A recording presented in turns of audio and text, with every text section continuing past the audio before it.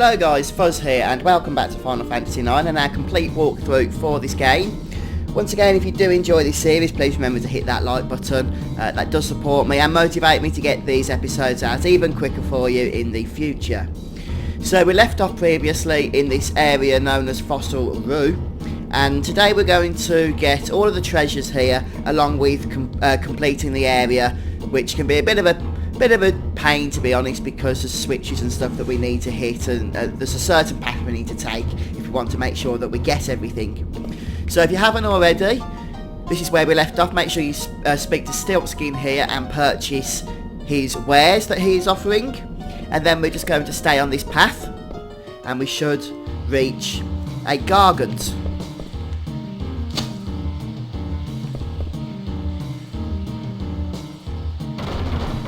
Here he comes.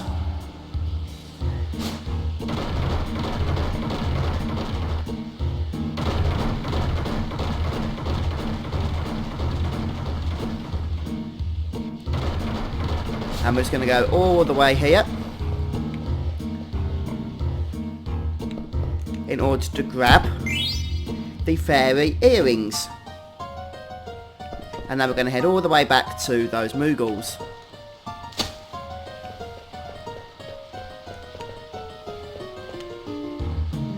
Put up our Gargant bait here.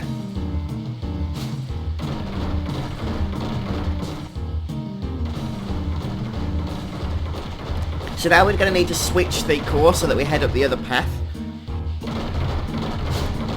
Once we've safely returned, that is, of course.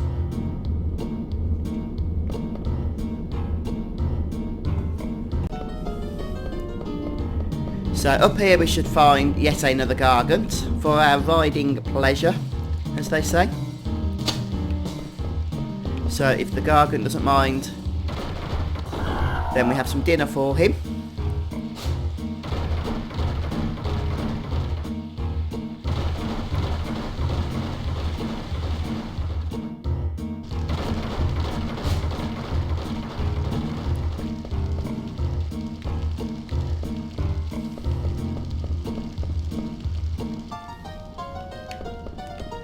Right, so this is switch number 1. We're going to go straight ahead and flip that switch now. That, of course, changes the track layout for us. So now when we resummon the Gargant, we'll head back in a different direction. At least that's the plan. Right, so in that battle I was able to fight the Feather Circle, so don't forget you can eat those with Queener. They have 619 hit points to learn the level 4 Holy ability. I did mention that in the last episode, but just a reminder in case, like me, you hadn't got that just yet. So with that done, we can just call the Gargant once more. So we switched flicked the switch rather. Switched the switch, if that makes sense. And we should safely head off into another direction.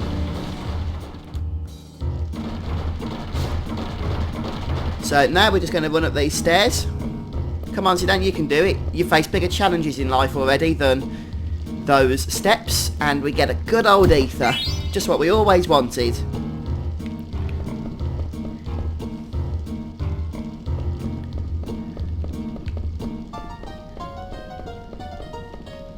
Hang on. There should be another switch around here. And I believe it's this way. Hey, another battle. I do love this new weapon that Zidane's got. It hits like a freight train, it really does. Oh, we've got a peridot for that as well. Right, there's the switch. This is switch number 2, so we do want to go ahead and flip that switch.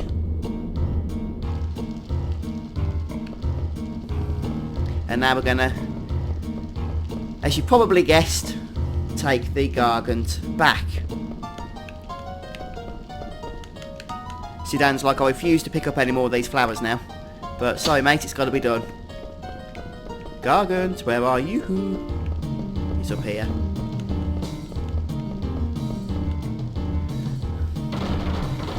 There he is. Never saying no to food.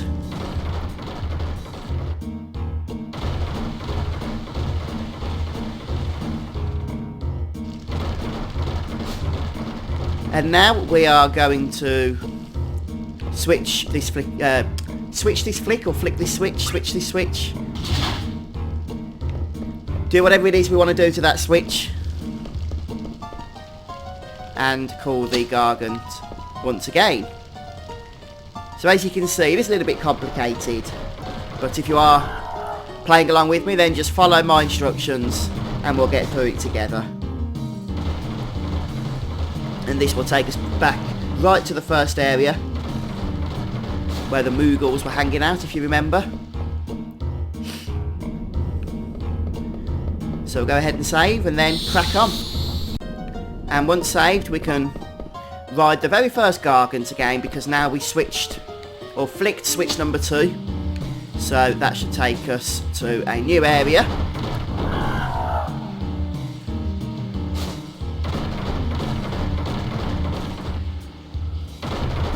So this is now the path we didn't take last time when we rode this fella. And there's a little mining chap here that can sell us some stuff, but to be honest, there's nothing really of interest here, nothing new anyway.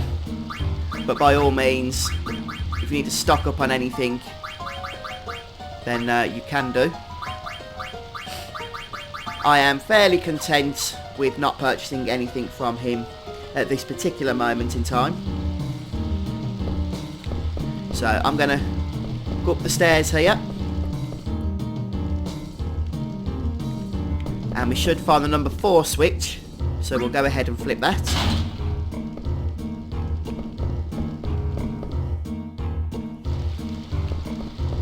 And now we're going to ride the Gargant that's actually back up here, near that switch.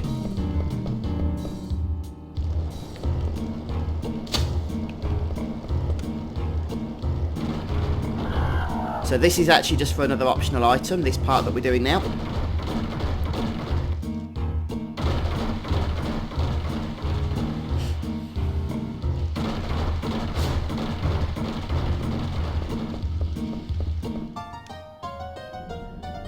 There we go. We get a Lamia's Tiara, which is pretty nice, so you can equip that on Queen or on Dagger. Should we see who it's better suited for?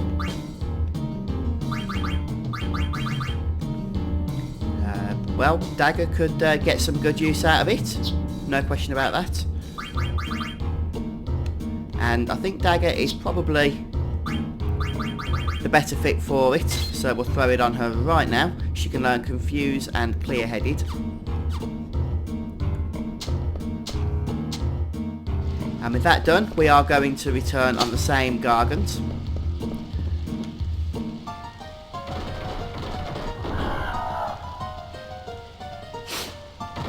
Surprised that they haven't begun to get motion sick by this point. I think I probably would have, in all honesty. All this upside down travelling on this rough track.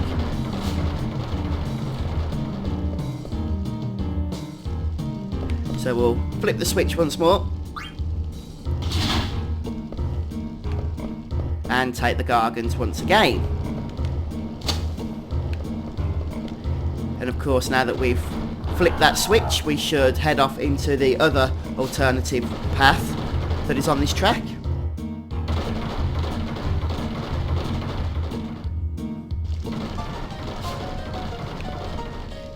And if we go around here, we can jump onto these vines, and we're just going to make our way across. It doesn't matter too much if you fall into the water. In fact, it's very possible that you probably will. And then through here. So we can give him a potion.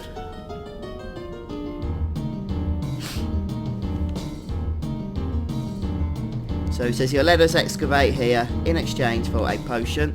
So we'll go ahead and do that.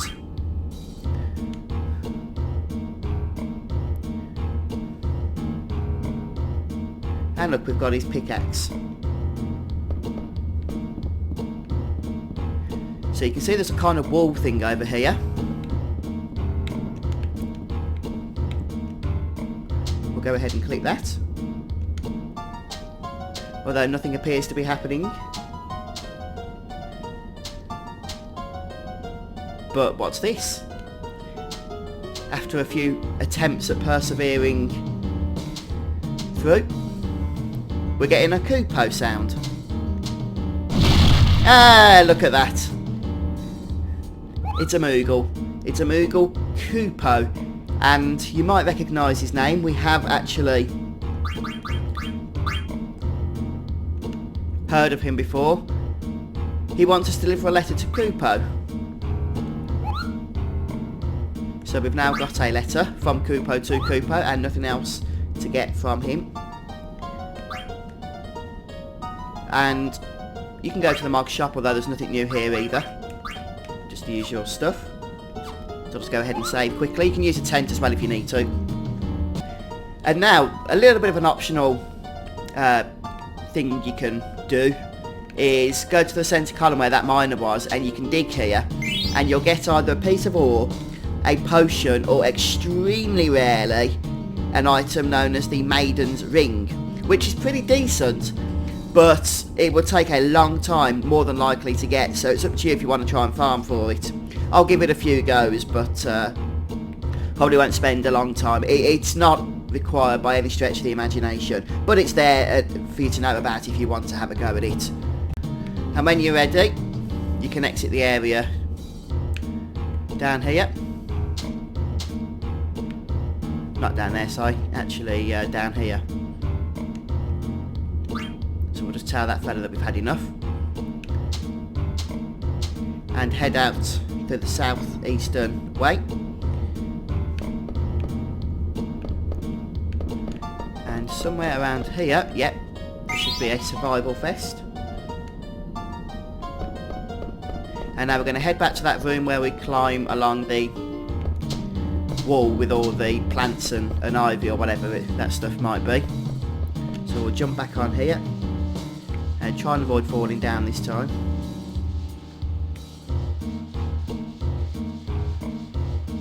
Move it, there we go. And then we get a warning, you'll be shut out once you flip this switch and go outside. Treasure Hunters Association. We do want to go ahead and flip the switch because we've done everything that we need to do at this point.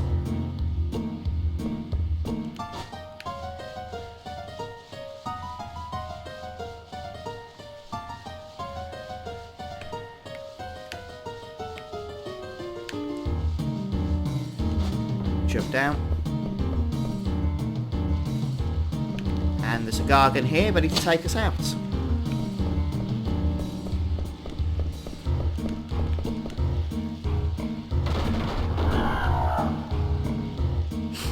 Just as a heads up, this is the last chance you'll get to collect anything that you've want to collect from that area. The game will shut us out once we leave. So just bear that in mind. But if you followed this guide, then you'll have everything. And then we're going to step outside and we have reached the outer continent.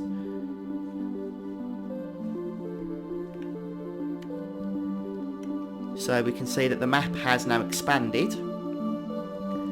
Hey look, there's I believe that's our little chocobo fella. We've got all these nice new land masses to explore. If we go over here, you can see this kind of bridge appearing in front of us, and that's going to be our next main story destination. But there's a few other things that we can do before we proceed with that, so we'll crack straight on. So if you just follow that path round, go under that bridge that I showed you, and just keep coming round, then at the northeastern section from where we started, you'll find this kind of familiar looking place, and it's none other than another Q's Marsh. So we're going to head on in and do some frog catching. At least that's the plan, if I can find the way in.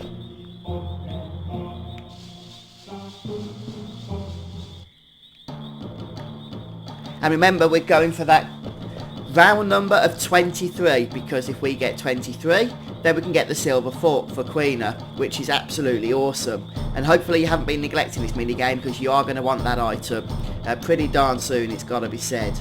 So try and maintain at least one male and one female as well, so that they respawn quicker. Remember, you can tell them by the markings on their back, they are slightly different.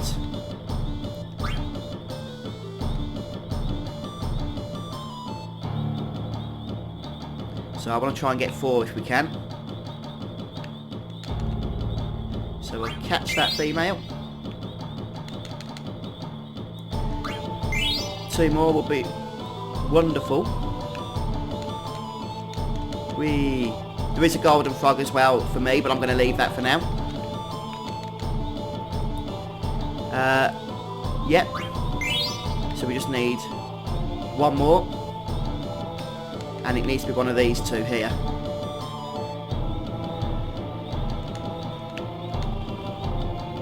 Come on out of the water.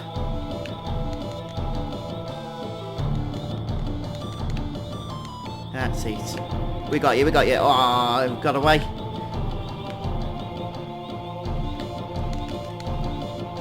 Yes, please. And now, Quail shows up.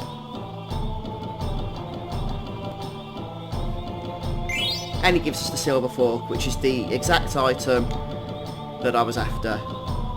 But even if you can't get that yet, which is a bit unfortunate, then make sure you still do your frog catching in order to be working towards it still. So we'll leave the area. Second thoughts. Oh no, that's I think all the frogs I can get for now. It's just 1 male, 1 female, and the golden left. So they will mate and respawn for us. And there's a few blue magics that we can learn around the area.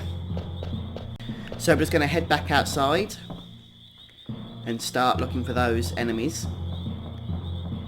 So we have been getting all of Queener's blue magic up to this point. Okay, so this is the Cactuar enemy, which you may know from other Final Fantasy games. It has just under 2,000 hit points. And Queener can learn the somewhat powerful 1,000 Needles attack, which at this stage in the game is pretty awesome actually. An easy way to do 1,000 points of damage straight off the bat. Especially for Queener, who's possibly a little bit weaker than Zidane as well. The only thing is, it can be a bit of a pain to fight, which is why I'm just pausing to explain to you.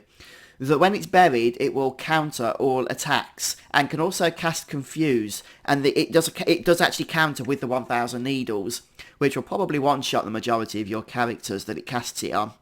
So just bear that in mind. 1,939 hit points, and you can learn the 1,000 Needles attack. So do try and go for that while you're here. And we'll see if we can eat this now. And by the way, we'll also counter if you kill it when it's hidden as well. So something else to bear in mind. But there we have the 1,000 Needles ability, which it's also going to cast, of course. But this will be a good test as well to see if Queener does actually learn an ability, even though he or she is killed after learning that ability in battle. That's a nice amount of experience though.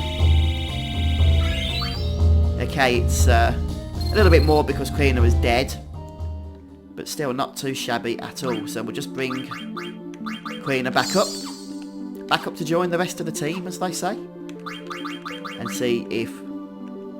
Yep, we got the 1,000 Needles. Wonderful. So that's the first ability that I want to show you. And here we have the good old Goblin Mage, which has, just let me get this right, 983 hit points. So we'll go and smack that with Zidane. 651, okay.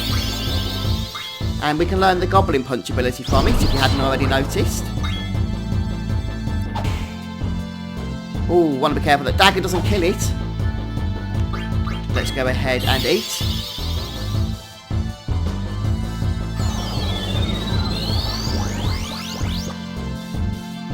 I'm not sure if we can eat while it's vanished, but we'll soon find out. Yes, we can. Learn the Goblin Punch. So they're the two abilities. You might have to fight a few enemies in order to encounter the Cactuar and the Goblin Mage, but they are around this part of the world map, so just bear that in mind. You can see where I am. Just up on the plateau that would take us to the new area, but I'm not going to that just yet. The other thing that I want to show you, if we just hide encounters for the time being, for the sake of the video, is if we go down back to Q's Marsh, there should be some goblin tracks and a new Chocograph that we can dig up. And if you've been following the walkthrough, then you should have all the Chocograph that I've explained to you up until this point. So we'll go ahead and call Choco using our trusty greens here. Hop on. And the one we want to get is the abandoned beach, which is Choco number 5. So we'll go ahead and select that.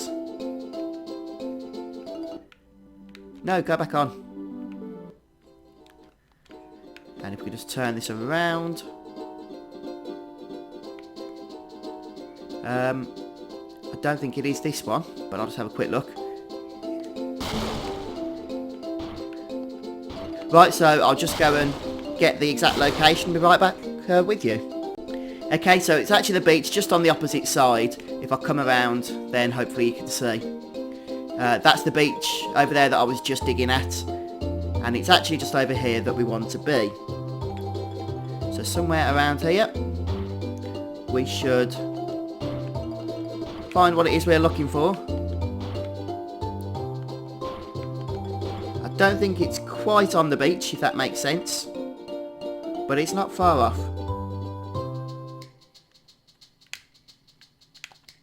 There we go.